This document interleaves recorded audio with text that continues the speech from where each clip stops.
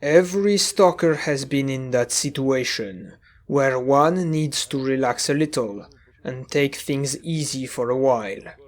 But the zone is an unforgiving place. Deadly anomalies, dangerous mutants, anarchists and bandits are everywhere.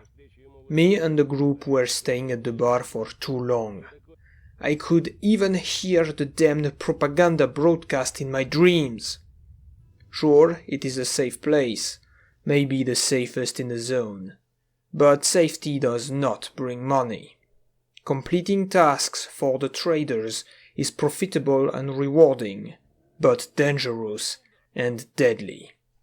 That is why I decided to travel to the nearby scientist bunker, near the area where S.T.A.L.K.E.R was, and look for some work there. The group liked the idea and agreed to join me. My instinct for profit rarely has failed me, so they almost instantly agreed to travel to the bunker. We arrived at the bunker in the late noon. We rested for an hour, and I asked Professor Sakharov if he's offering any work. He needed someone to protect a scientist, while he was taking some sample from the nearby swamp, but guard duty is not my thing, so I declined. Keeping myself alive is one thing, but looking for someone else is different. No one knows what bad idea might go through their mind. They will get injured, and I will have to explain what happened. Shadow agreed to help the guy. The scientist looked like he needed the help, and my friend took pity for him. Perhaps you are looking for something that requires more independent personal skill? Sakharov asked me, to which I answered positively. The professor offered me an interesting task, to find what happened to his colleague, Professor Antonov, who went to research some strange anomaly he saw the other day not far from the bunker. If the scientist is not alive, try to find his PDA with the research information. It can save me months of experimentation, said Sakharov, and offered me 5,000 rubles for the job. That was a job closer to my interests, profitable and simple enough. Sakharov marked a location on my PDA where his colleague might have went, and I was on my way, with my friend Navigator. The marked location was unknown to me, so I did not want to risk to be lost near that building with the high psi emission levels. We avoided that place and went through some sewer pipe coming out from the ground. Navigator suggested it might be safer to travel underground because the whole area around us is highly radioactive. No reason to argue with an idea I completely agree with. Into the sewer we go. After a few minutes of walking, I saw an exit right above my head, with a ladder leading out of the sewer. We climbed out and looked around. It was a calm-looking field, with a few trees and a slightly tall hill in the distance.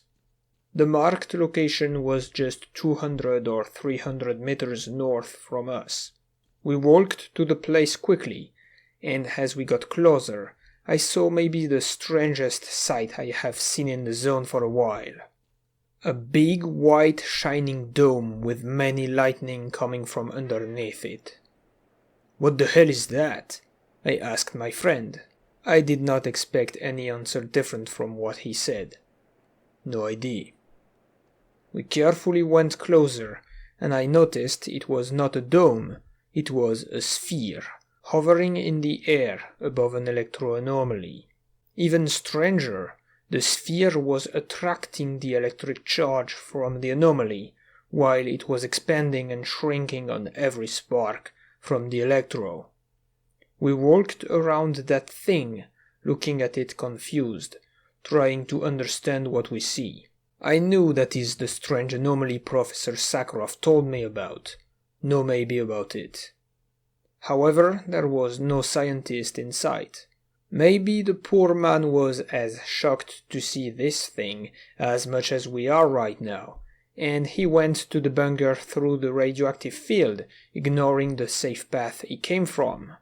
It sounded reasonable enough in my head, but the idea of 5,000 robles made me look around in the field near the strange anomaly, for anything Antonov might have left behind.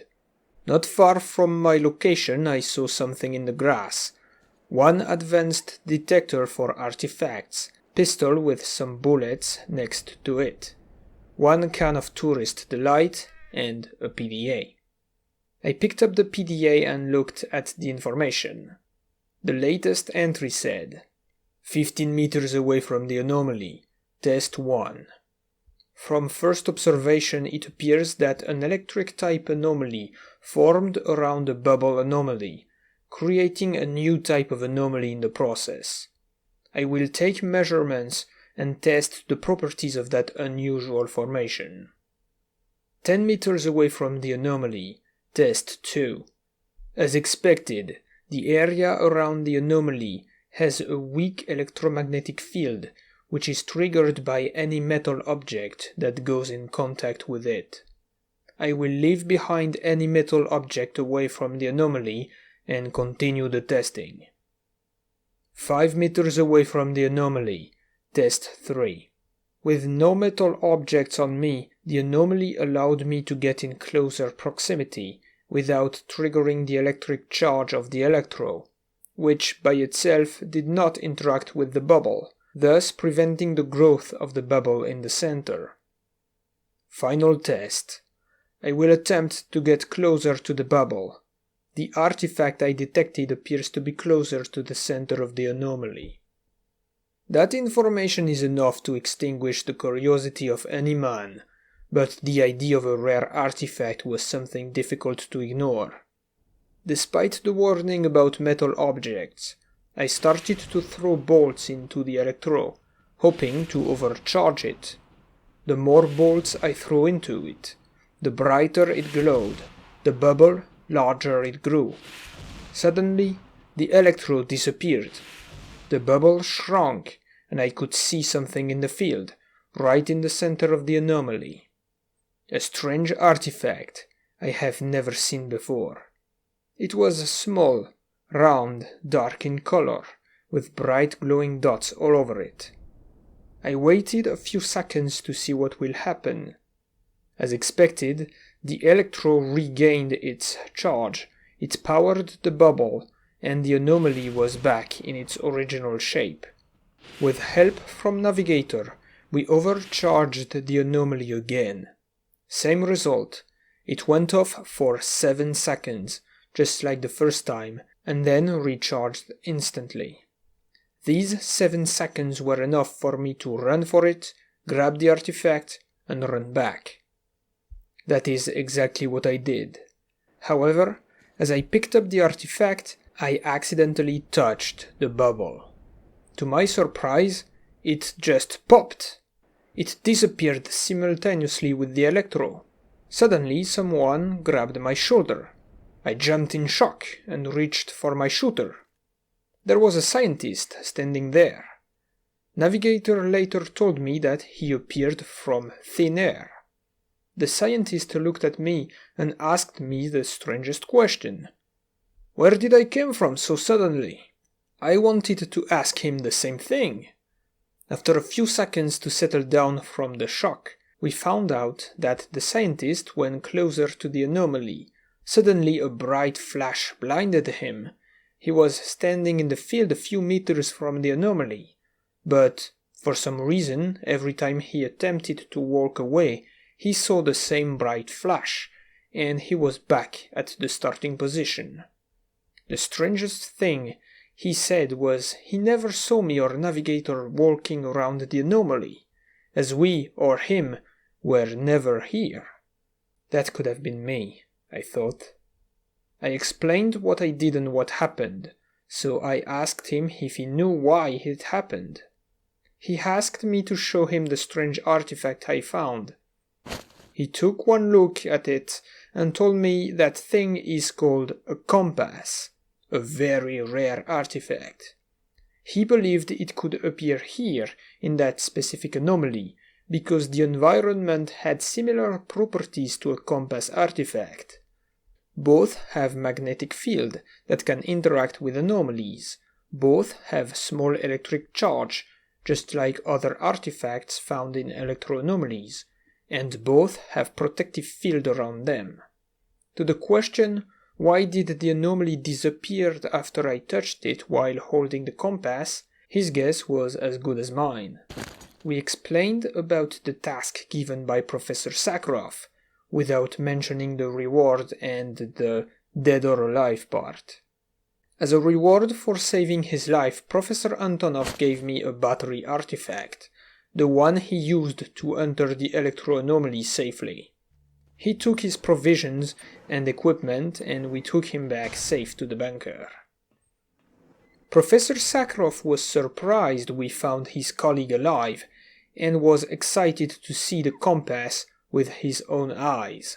He even offered to buy it from me to research it, for 43,000 rubles, all he could spare at the moment. I agreed, because I know something about the artifact underground trading business, the people who run it, and what can they do to get their hands on something that rare. It was not worth the risk to keep it with me. Professor Antonov decided to leave the zone after that accident, and I do not blame him. "This place, it's too crazy for me," he said. Shadow was shocked, but not surprised, when I told him I almost disappeared from reality itself, as far as I understand what almost happened. After all, it was worth it. A battery artifact, 47,000 rubles in one day, which can help the whole group with some new equipment, and a great story to tell at the campfire. Professor Sakharov even allowed me to name the new anomaly, after the almost scientific description I gave him. Considering what happened with Antonov, and what almost happened to me, I named it the Devour Anomaly. It eats anyone who gets close to it. So, be careful, Stalker. The reward may be worth it, but getting out of somewhere may not be as easy as getting in. Always look around for an easy exit from a place you plan to get into. А тут из палатки навстречу ему высовывается рука, и из-за горла его цап! И такой щиплый голосок.